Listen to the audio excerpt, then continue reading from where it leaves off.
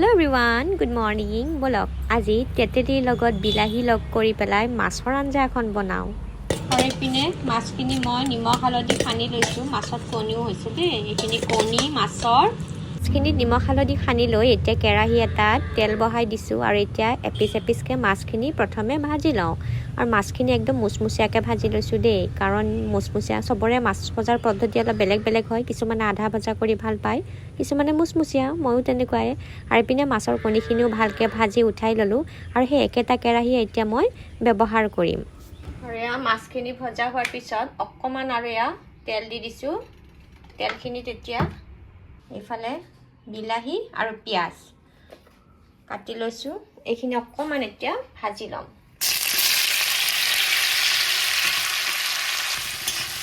আৰু এইখিনি অকণমান সময় ভাজিম, অকণমান মানে 7-8 মিনিটমান সময় ভাজিম। এইখিনি মোৰ এতিয়া ভজা হ'ল, ঠাণ্ডা হ'বৰ বাবে থৈ দিম আৰু মিক্সি জাৰটোত পিচি ল'ম বঢ়িয়াকৈ। এইখিনি এতিয়া জাৰটোত একেলগতে উলিয়াই ল'লোঁ, অকণমান সময় ঠাণ্ডা হ'বৰ বাবে থৈ দিম। তাৰপিছত এইখিনি পেষ্ট বনাই ল'ম। আৰু এয়া ফাইনেলি বঢ়িয়াকৈ মোৰ পেষ্ট হৈ গ'ল। এইপিনে নহৰু আৰু আদাখিনি বঢ়িয়াকৈ থেতেলিয়াই লৈছোঁ।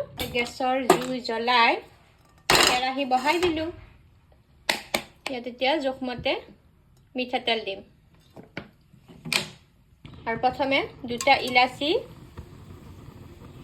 এয়া কালজিৰা, লগতে আদা নহৰু পেষ্টখিনি অকণমান ভাজি ল'ম।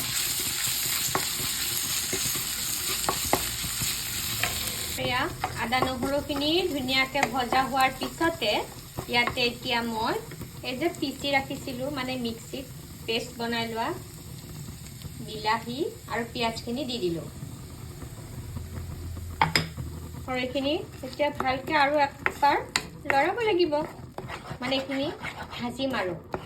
অলৰেডি বিলাহী আৰু পিঁয়াজখিনি ভজাই আছে, কিন্তু তথাপিও আৰু অকণমান ভাজিম। 2 মিনিটমান সময় এনেকুৱাকৈ ভাজি এতিয়া ইয়াত শুকান মছলা এড কৰিম।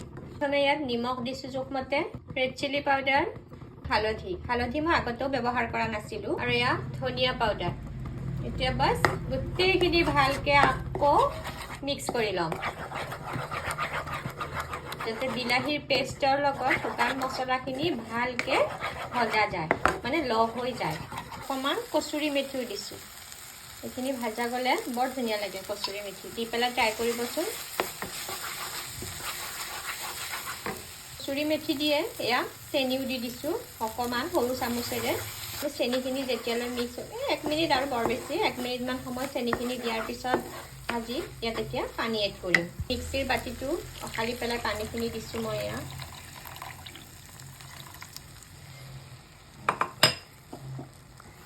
গেছৰ জুই এতিয়া বঢ়াই দিছোঁ। ভাজি থাকোঁতে কমাই দিছিলোঁ, ল' হৈ আছিল, আৰু এতিয়া হাই কৰি দিছোঁ। এতিয়া এপিচ এপিচকৈ মাছ দি যাম।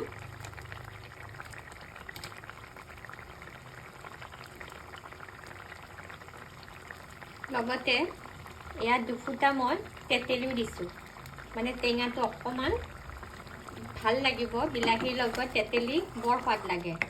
যদি দিব বিচাৰে দিব পাৰে, নিদিলেও কোনো কথা নাই, কিন্তু এনেকুৱাকৈ দি পেলাই ট্ৰাই কৰিব পাৰে দেই। আৰু পিনে নমোৱাৰ আগে আগে জলকীয়া এটা ফালি দিছোঁ, লগতে অকণমান মান ধনিয়া দি দিছোঁ। বেছি নহয়, অকণমানে আছিল মানে মোৰ তাত। আৰু বাছ এয়া ৰেডি হৈ গ'ল এতিয়া। আৰু এয়া ফাইনেল কালাৰ কেনেকুৱা হৈছে জনাব হা। দেখাই আছোঁ ৰ'ব মই ছাৰ্ভ কৰি পেলাই। ফাইনেলি এয়া মোৰ ভাতৰ থালি ৰেডি হৈ গ'ল।